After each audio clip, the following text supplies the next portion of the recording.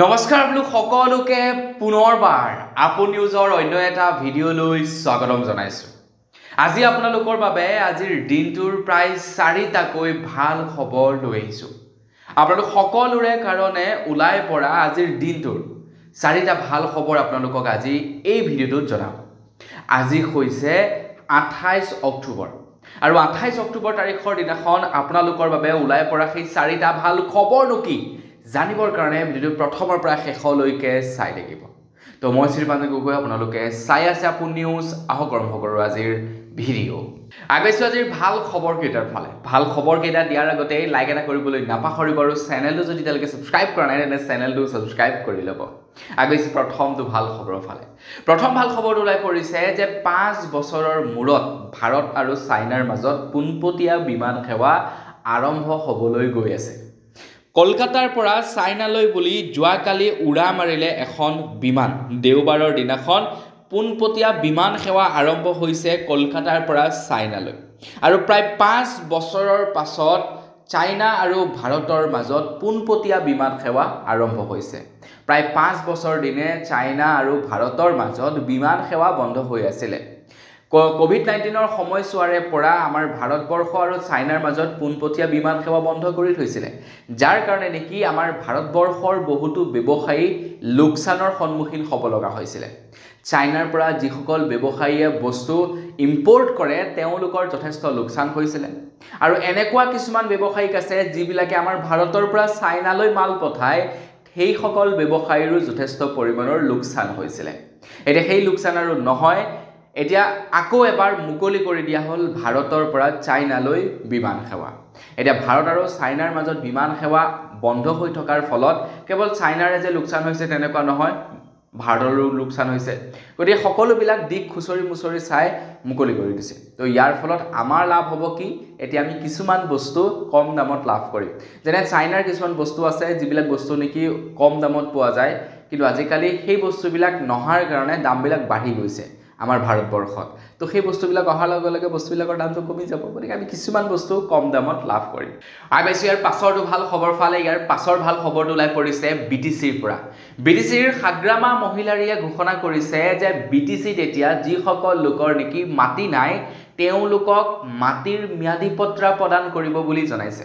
অকল সেয়াই নহয়, তাৰ লগতে যিসকলৰ চৰকাৰী ঘৰ লাভ কৰা নাই, যিসকলৰ পকী ঘৰ নাই, তেওঁলোককো পকী ঘৰ দিব বুলি কৈছে সাগ্ৰাম মহিলাৰীয়ে।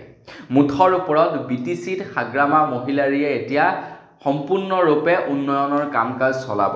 BTC এতিয়া উন্নত হ'ব, BTCত উন্নয়নৰ কাম চলিব। সাগ্ৰামা মহিলাৰীয়ে সেই দায়িত্ব লৈছে। সাগ্ৰামা মহিলাৰীয়ে কৈছে যে প্ৰায় 200জন ল'ৰা ছোৱালীক নিযুক্তি প্ৰদান কৰিব মাটিৰ ম্যাদী পট্টা প্ৰদানৰ বাবদ ছাৰ্ভে কৰিবৰ কাৰণে। প্ৰায় 200গৰাকী মণ্ডল প্ৰশিক্ষণ লোৱা নিবনুৱা যুৱক যুৱতীকো লোৱা হ'ব এই কামৰ বাবে। মানে মাটিৰ ম্যাদী পট্টা প্ৰদান কৰিবৰ কাৰণে প্ৰায় 200 ল'ৰা ছোৱালীক নিযুক্তি দিব বুলি জনাইছে। তো আপুনি যদি ভিডিঅ'টো BTCৰ পৰা চাই আছে, লাইক এটা কিন্তু কৰি থৈ যাব। আগবাইছোঁ ইয়াৰ পাছৰটো ভাল খবৰ ফালে। আমাৰ অসমক লৈ নিৰ্বাচন আয়োগে বিৰাটে এটা ভাল খবৰ ঘোষণা কৰিছে। নিৰ্বাচন আয়োগে কৈছে যে আমাৰ অসমত ভোটাৰ পুনৰ নিৰীক্ষণ নহয়, অৰ্থাৎ SRI আমাৰ অসমত নহয় বুলি জনাইছে। ইমান দিনৰে পৰা আমাৰ অসমত SRI হ'ব বুলি ঘোষণা হৈ আছিলে, কিন্তু যোৱাকালি বিয়লি 4 বজাত নিৰ্বাচন আয়োগৰ এখন বৈঠক হয় আৰু সেই বৈঠকত সিদ্ধান্ত লৈছে যে আমাৰ অসমত SRI নহয়।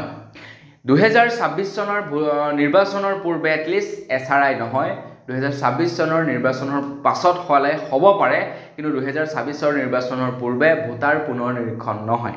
গতিকে আপোনালোকে চিন্তা কৰিব নালাগে, আপোনালোকে মানে ডকুমেণ্ট পাতি যোগাৰ কৰিব নালাগে, আপোনালোকে বিন্দাছ থাকক। আমাৰ অসমত ভোটাৰ পুনৰ নিৰীক্ষণ নহয় 26ৰ পূৰ্বে।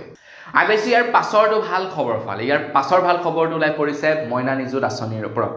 খবৰ ওলাই পৰিছে মইনা নিযুত আঁচনি 2.0 মুকলি কৰিলে যোৱাকালি অসমৰ মুখ্যমন্ত্ৰী ডক্টৰ হিমন্ত বিশ্ব শৰ্মাদেৱে মইনা নিযুত আঁচনি শুভাৰম্ভণি কৰে।